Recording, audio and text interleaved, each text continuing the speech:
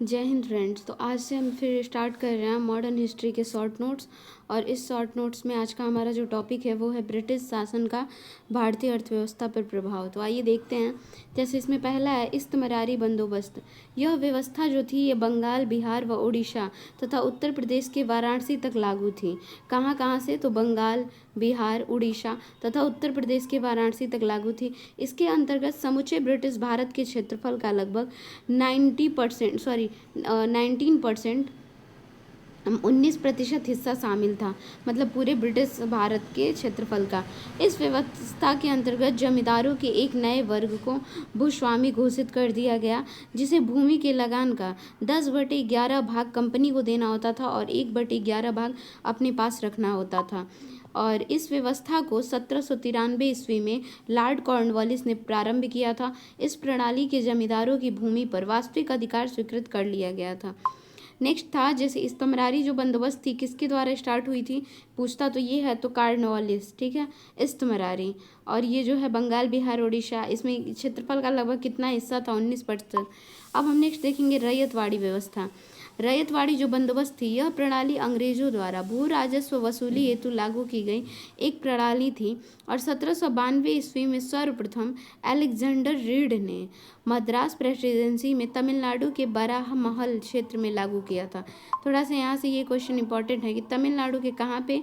तो बराहमहल क्षेत्र में लागू किया था। टॉमस मुनरो ने भी 1809 ईस्वी में कुछ क्षेत्रों में लागू किया था।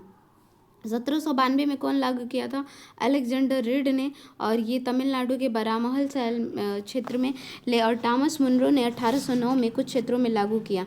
संपूर्ण भारत का 51%, मद्रास, बम्बई, कुछ क्षेत्रों, पूर्वी बंगाल, असम, कुर्ग क्षेत्र यह व्यवस्था लागू की गई थी। इस व्यवस्था के अंतर्गत रैयतों की भूमि का मालिकाना हक दिया गया। इस प्रथा के अंतर्गत किसानों स्वयं भूमि का मालिक होता था। किसान जो होता था ना वो स्वयं भूमि का क्या होता था? मालिक होता था।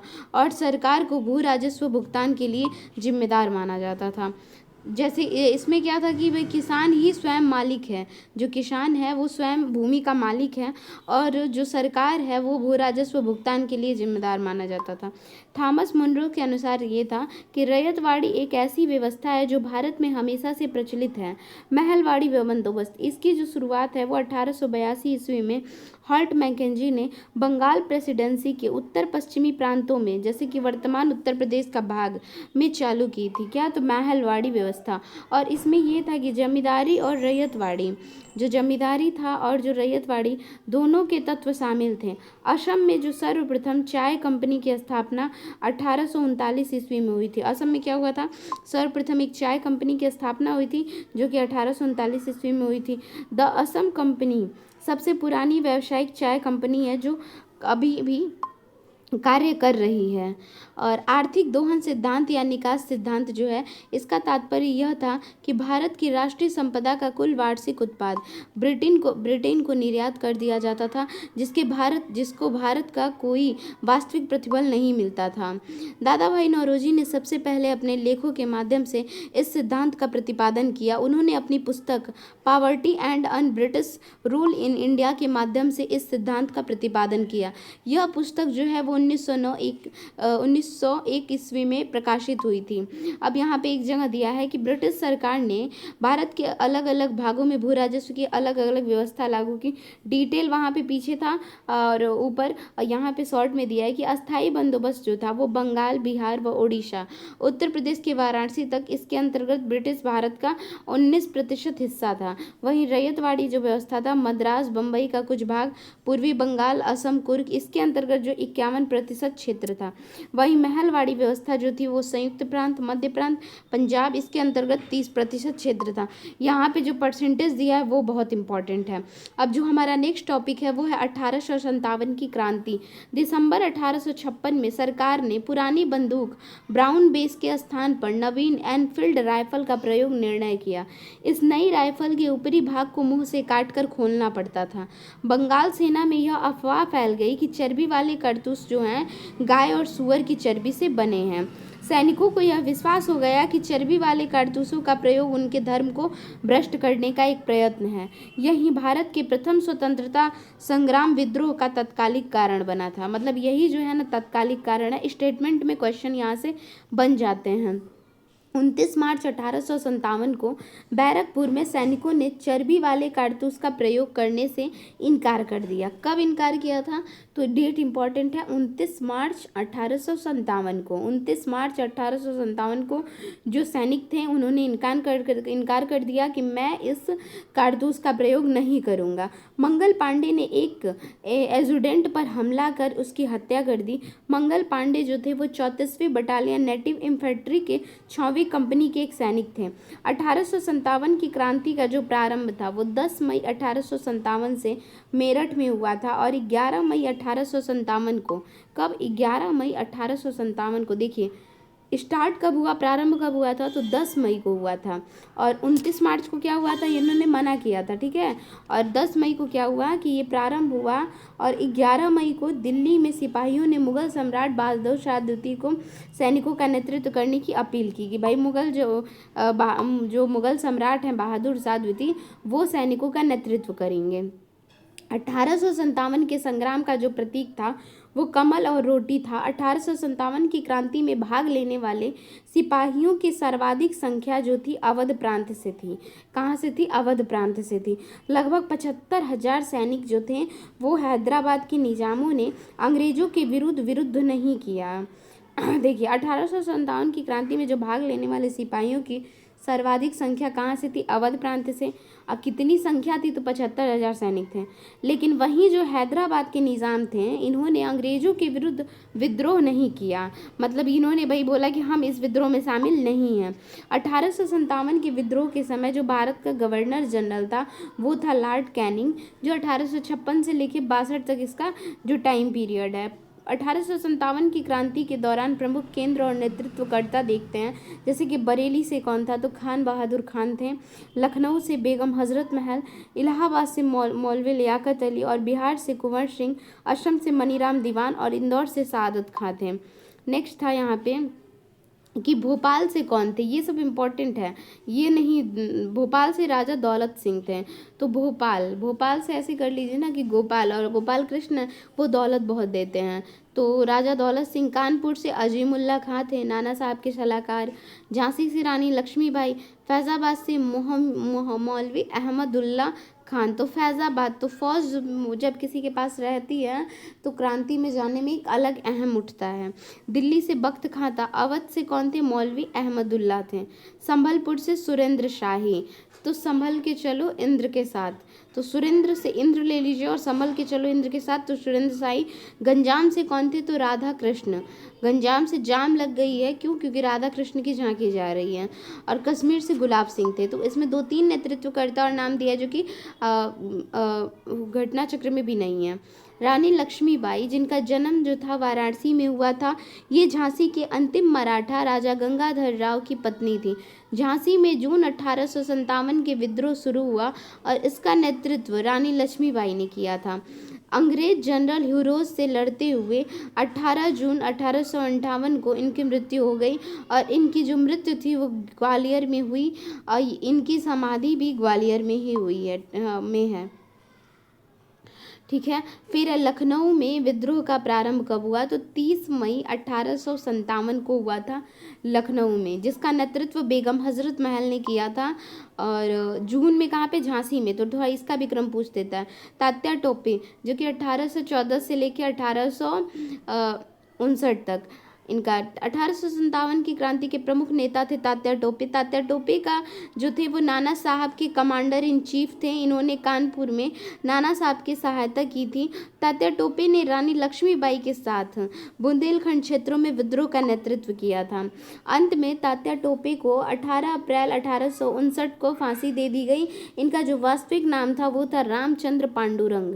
मिर्ज़ा गालिब, सुप्रसिद्ध उर्दू शायर मिर्ज़ा गालिब का जो जन्म था वो 1797 को आगरा में हुआ था। इन्होंने 1857 की क्रांति को अपनी आंखों से देखा था।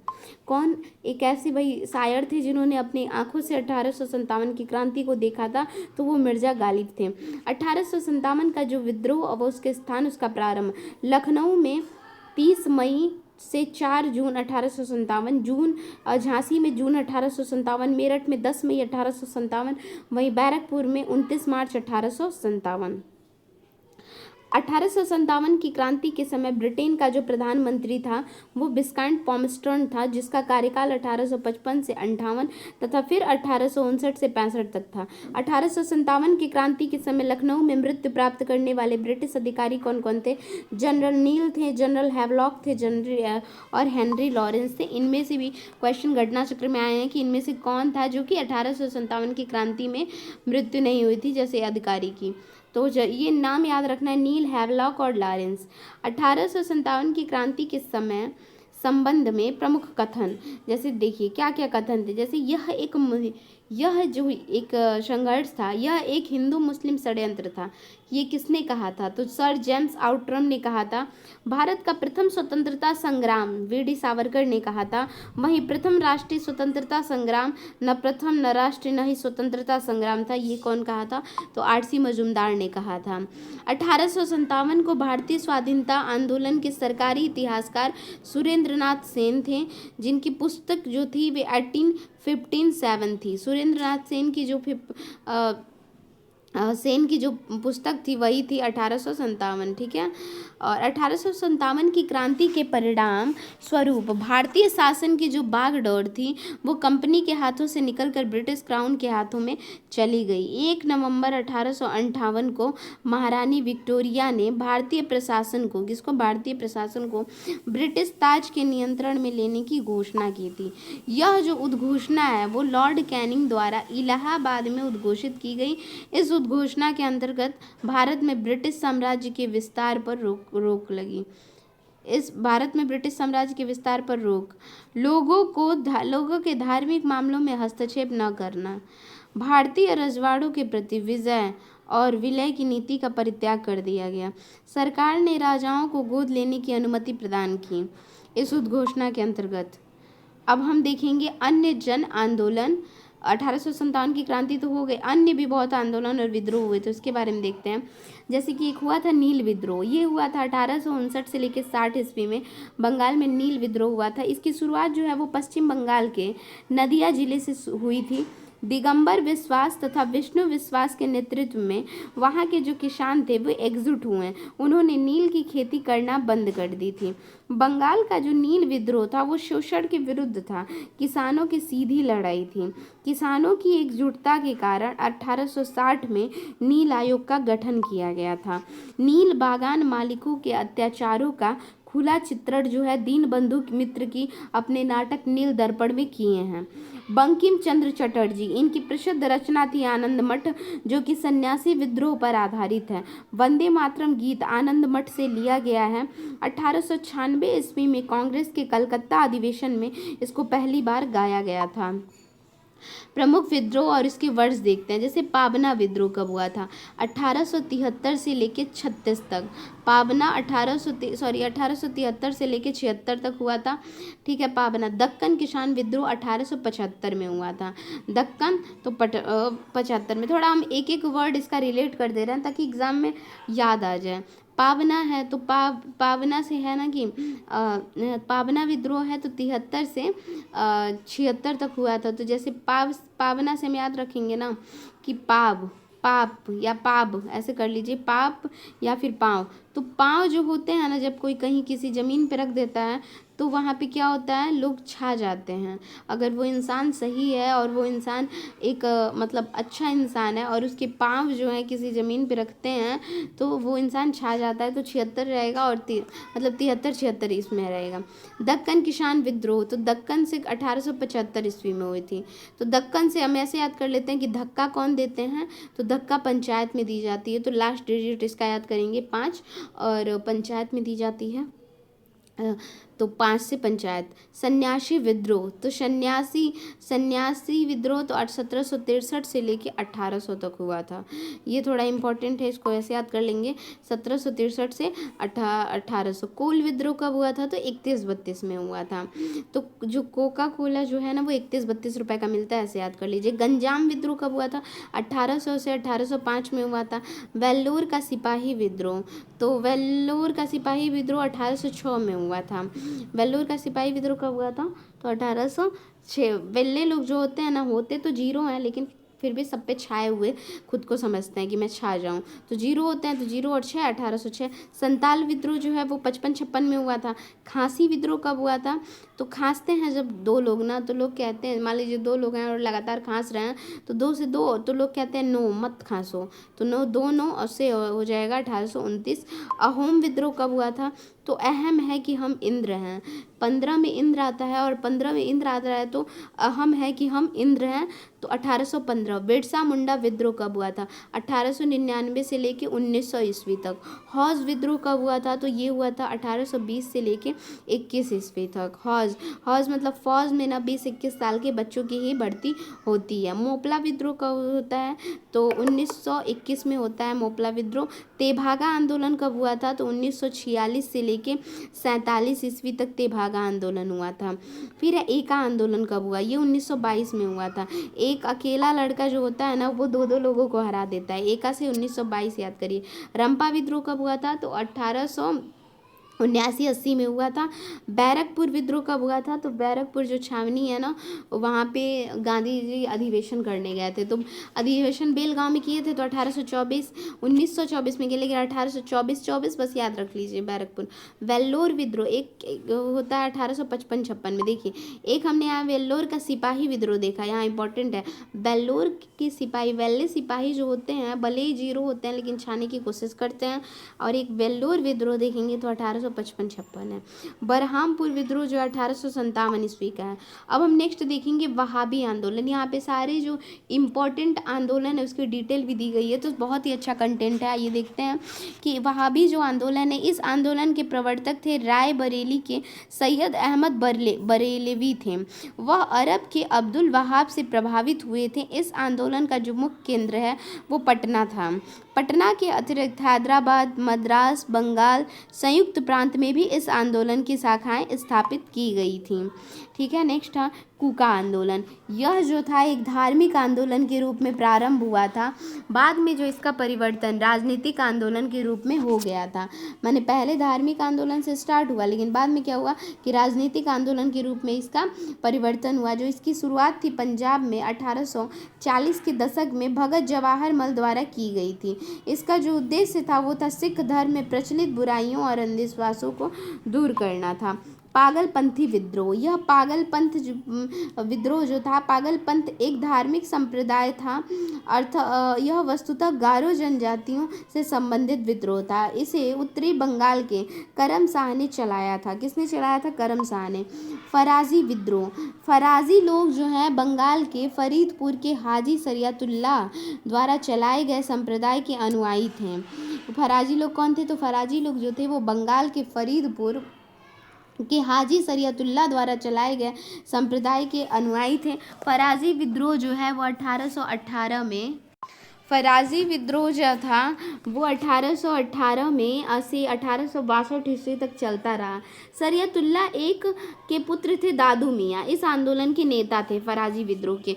नेक्स्ट है गडकरी विद्रोह। गडकरी जो था वो मराठों के किलों में काम करने वाले उनके वंशानुगत कर्मचारी थे। इन्होंने 1844 ईस्वी में कोल्हापुर में भू राजस्व की मनमानी वसूली, मराठा सेना से उन्हें सेवा मुक्त किए जाने और उनकी ज़मीनी को मामलतदारों की देखरेख के अधीन कर दिए जाने के विद्रोह में यह आंदोलन किया गया।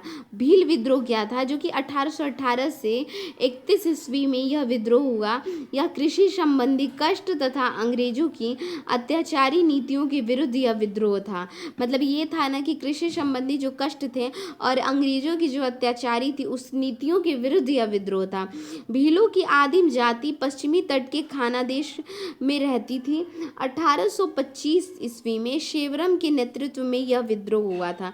किसके नेतृत्व में हुआ था? तो ये जो है सेवरम के नेतृत्व में हुआ था।